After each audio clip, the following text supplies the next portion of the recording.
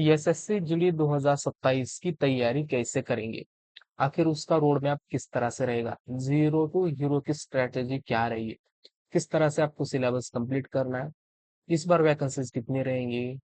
कौन सा बच्चा इसमें अप्लाई कर पाएगा? प्रैक्टिस कैसे करना है? फिजिकल क्या रहेगा? सिलेक्शन प्रोसेस क्या होगा? ये सारी जो इन्फॉर्मेशन है आज की ये वन क्लास में आपको मिल जाएगी। वीडियो बहुत ही ज्यादा इंफॉर्मेटिव रहेगी। तो सभी बच्चों से रिक्वेस्ट है, वीडियो को आपको लास्ट तक जरूर देखना है। वीडियो पसंद आते है तो वीडियो को लाइक भी जरूर करना है। और इस वीडियो को अपने मैक्सिमम दोस्तों के साथ आप शेयर कर सकते हो। अगर आप एसएससी 2027 के लिए तैयारी कर रहे हैं तो इस वीडियो को लास्ट तक जरूर देखेगा। तो चलिए वीडियो को स्टार्ट करते हैं।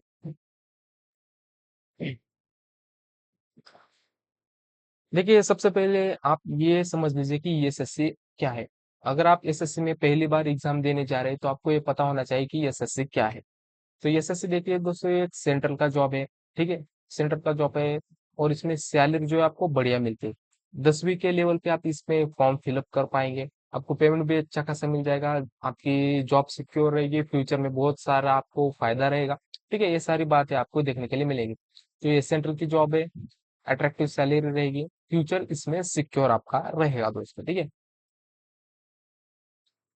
अब ये एक मोटिवेशन के लिए सबसे पहले एसएससी जीडी में आखिर आपको सैलरी कितनी दी जाती है। ठीक है, बेसिक पे कितना रहेगा, उसमें एडवांटेजेस आपके भत्ते कौन कौन से मिलते हैं, वो सारा हमने इस एक सिंगल पीडीएफ में ऐड कर दिया है। तो आपको इन हैंड कितना मिलेगा, ग्रॉस आपका पेमेंट कितना रहेगा, वो सारा स्ट्रक्चर आप यहाँ पर देख सकते हैं। अगर आपको ये पीडीएफ चाहिए तो आप अपना टेलीग्राम चैनल ज्वाइन कर सकते हो। वहां पर आपको जो है टेलीग्राम पे मिल जाएगा, नहीं तो डायरेक्ट डिस्क्रिप्शन में लिंक है, उसे आप क्लिक करेंगे तो टेलीग्राम पे पहुंच जाओगे, वहां से आप इसे सिंपल डाउनलोड कर सकते हैं। देखिए, सबसे पहले दोस्तों क्या है, आपका जो बेसिक पेमेंट है कितना है, 21,700। पे लेवल 3 का ये आपका पेमेंट ग्रेड है।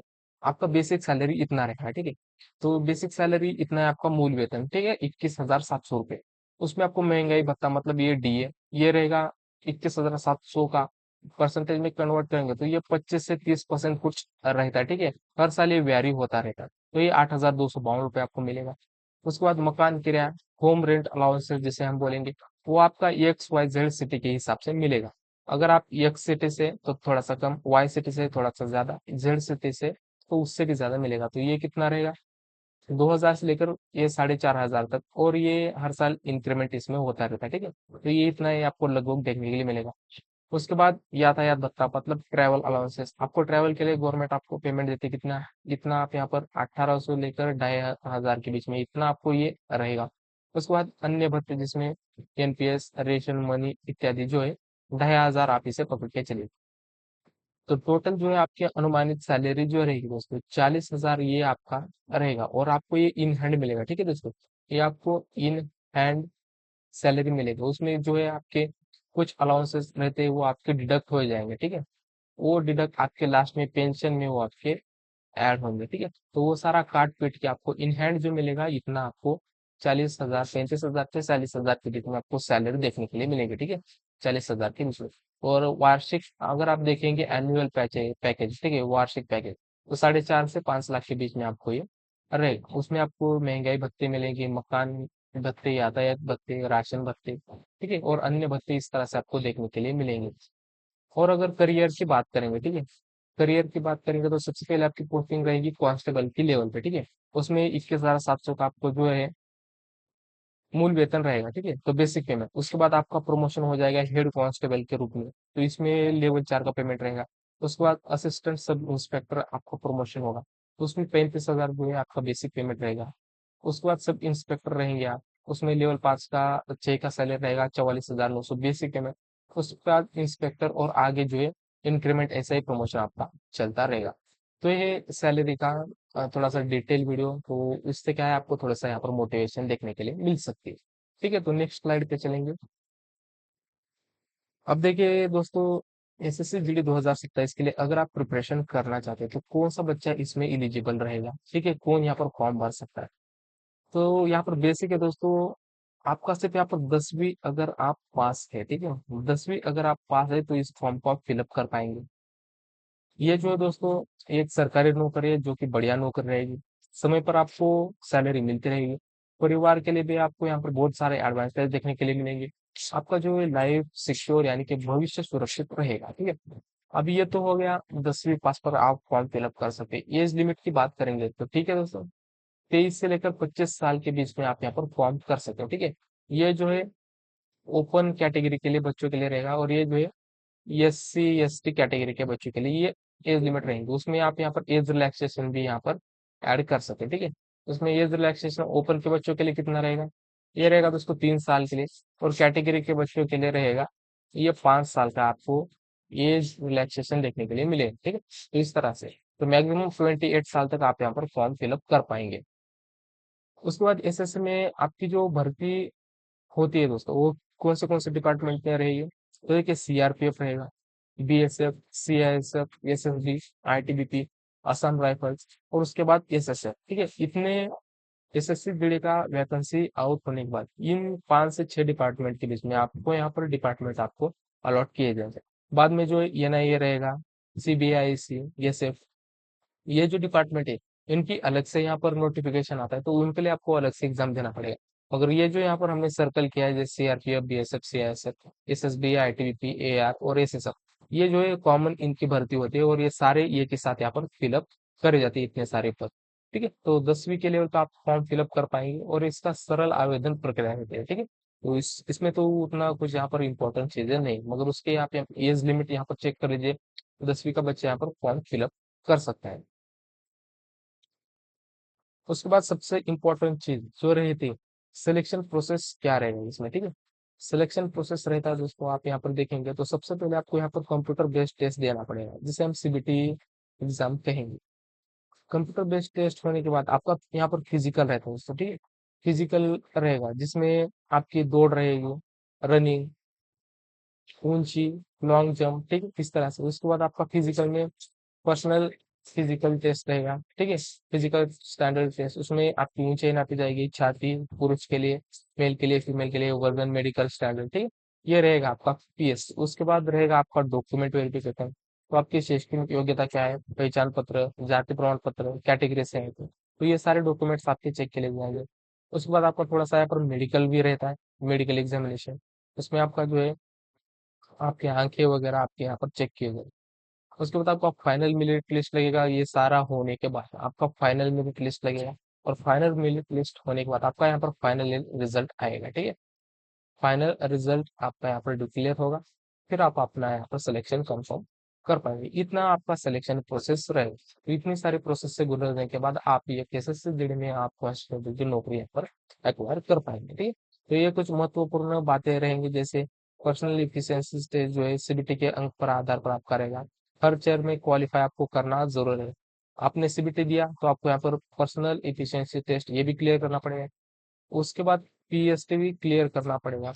डॉक्यूमेंट वेरिफिकेशन में अभी आपको क्लियर रहना पड़ेगा। तो ये सारा क्लियर करते करते आपको चलना, अगर आप समझ लीजिए यहाँ पर डॉक्यूमेंट वेरिफिकेशन में आप कुछ डॉक्यूमेंट यहाँ पर रह जाएंगे तो आप यहाँ पर क्वालिफाई नहीं हो पाएंगे। तो फॉर्म भरने से पहले आपको कौन से डॉक्यूमेंट लगते हैं, तो वो सारे आपको नोटिफिकेशन या फिर फॉर्म भरने से पहले आपको सारे निकाल करके रखने हैं। ठीक है दोस्तों, मतलब आप अभी आप एग्जाम से पहले आपके पास ये सारे डॉक्यूमेंट्स यहाँ पर रहने चाहिए। अगर आप सिलेक्शन हो जाएगा बाद में निकालेंगे तो आपको यहाँ पर बहुत ज्यादा दिक्कत यहाँ पर देखने के लिए मिल सकती है।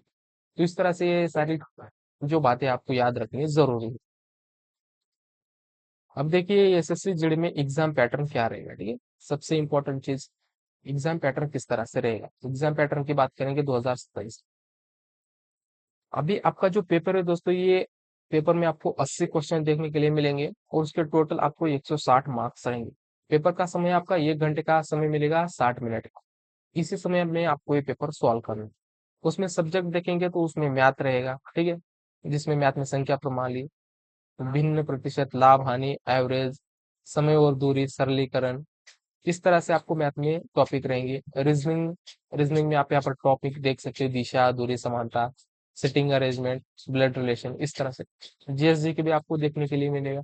और ये सारे जो है उसके बाद हिंदी या फिर इंग्लिश, इन दोनों में से किसी एक को आप यहाँ पर चूज करेंगे। ठीक है, अगर आप हिंदी में पेपर देना चाहें तो हिंदी में दे सकते हो, नहीं तो इंग्लिश में देना चाहोगे तो इंग्लिश में पेपर देख सकते हो। ये ऑप्शनल है, मगर किसी एक को आपको यहाँ पर चयन करना पड़ेगा।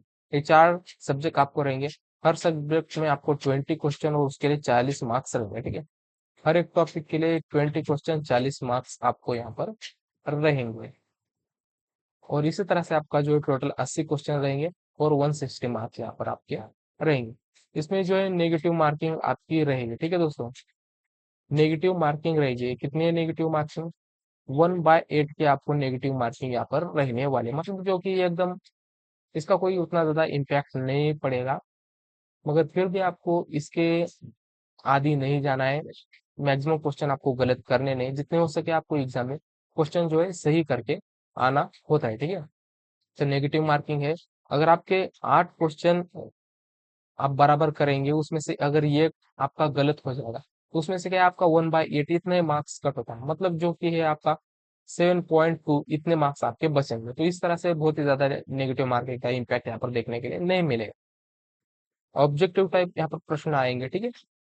बेहतर तैयारी सुनिश्चित सफलता आपको यहाँ पर करनी है। एसएससी आपका सपना, ठीक है, रहेगा। अगर आपको वर्दी चाहिए, अगर आप एसएससी में खोज में जाना चाहते हैं, तो ये आपके लिए बहुत ही बढ़िया वैकेंसी आपके लिए रहेगी, ठीक है।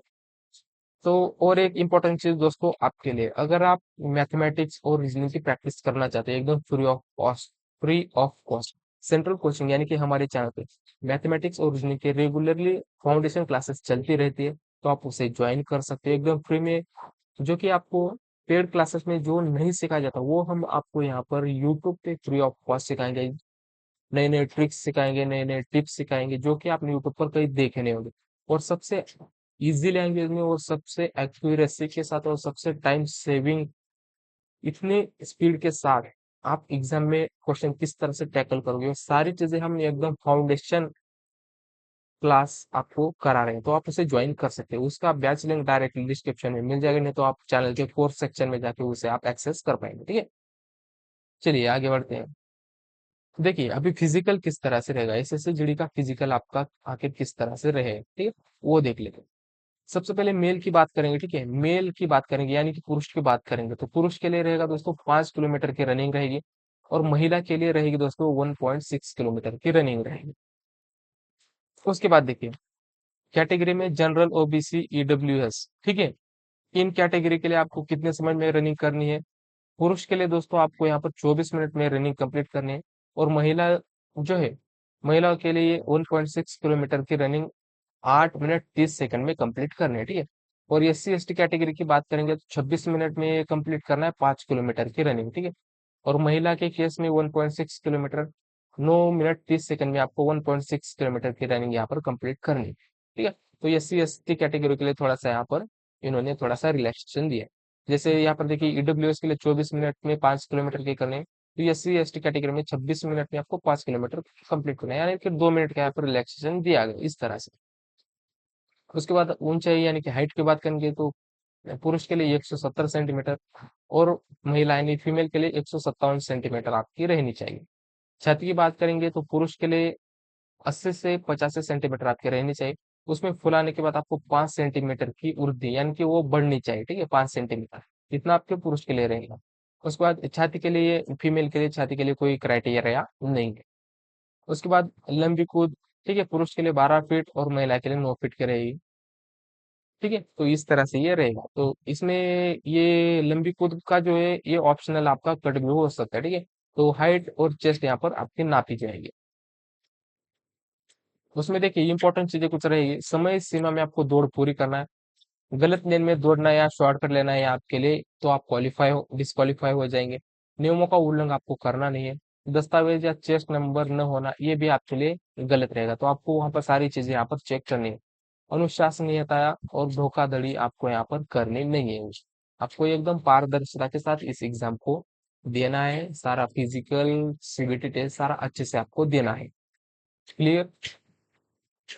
चलिए आगे चलेंगे। तो देखिए दोस्तों हमने सारी इंफॉर्मेशन यहाँ पर देख ली। लास्ट में ये सपोर्ट सेक्शन है। अगर आप हमें डिजिटल बोर्ड लेने के लिए कुछ सपोर्ट करना चाहते हो, ठीक है, तो आप यहाँ पर ये हमारा स्कैनर है, इसमें कुछ आप पेमेंट डोनेट करके हमारे डिजिटल बोर्ड के लिए यहाँ पर सपोर्ट कर सकते हैं, जिससे हम आपको अच्छे से पढ़ा पाएंगे, जिससे आपको पढ़ने में बहुत इंटरेस्ट आएगा, हमें आपको पढ़ाने में इंटरेस्ट आएगा, ठीक है। अगर आप करना चाहते हैं तो यहाँ पर जो है आप अपना सपोर्ट दिखा सकते हो। फाइनल दोस्तों, अगर आप 2027 में एसएससी जीडी एग्जाम की तैयारी करना चाहते हैं तो वो सारा रोड मैप किस तरह से, ये हमने आपको बता दिया है। कौन बच्चा अप्लाई कर सकता है, एज लिमिट क्या है, क्राइटेरिया क्या है, फिजिकल किस तरह से होगा, सिलेक्शन प्रोसेस क्या है, वो सारी चीजें हमने यहाँ पर कवर करी है। तो ठीक है, तो सिंगल वीडियो आपके लिए बहुत ही ज्यादा इंपॉर्टेंट रहने वाली है। ठीक है दोस्तों, तो इस तरह से अगर आपको कोई इन्फॉर्मेशन में अगर आप डाउट है तो आप कमेंट में पूछ सकते हैं, सभी बच्चों को रिप्लाई जरूर मिलेगा। फाइनली अगर आपको वीडियो पसंद आए तो वीडियो को एक लाइक जरूर करें, चैनल को सब्सक्राइब करें अगर आप नए हो तो, और मैक्सिमम दोस्तों के साथ इस वीडियो को शेयर जरूर करें। तो थैंक यू दोस्तों, मिलते हैं कल की क्लास में, तब तक के लिए जय Hind, have a good day.